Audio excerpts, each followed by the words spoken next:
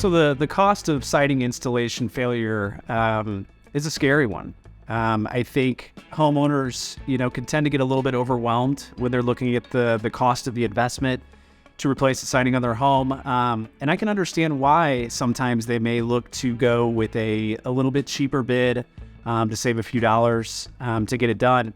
But I think what a lot of homeowners don't realize is the importance of installation. If you had to put a percentage on it, the product itself is maybe 15% of the equation. The other 85% is how well it's installed. I see it pretty often that installers, they don't use instruction manuals. They don't look for best practices. They kind of tend to look for what's the easiest path to getting this completed so I can get paid. So when those kind of things happen, and even little shortcuts that are made that, typically the customer won't notice it day one or even month one or year one.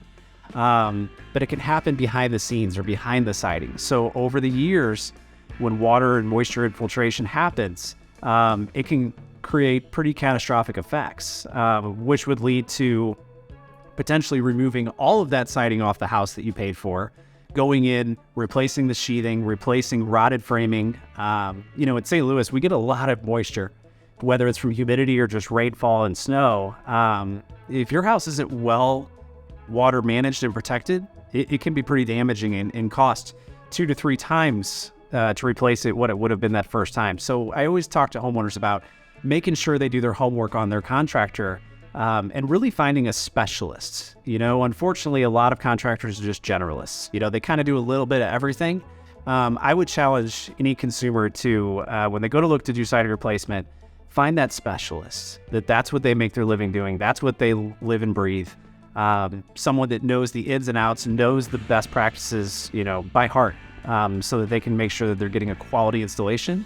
We want to make sure when we do projects for our homeowners that it's a one and forever type of project.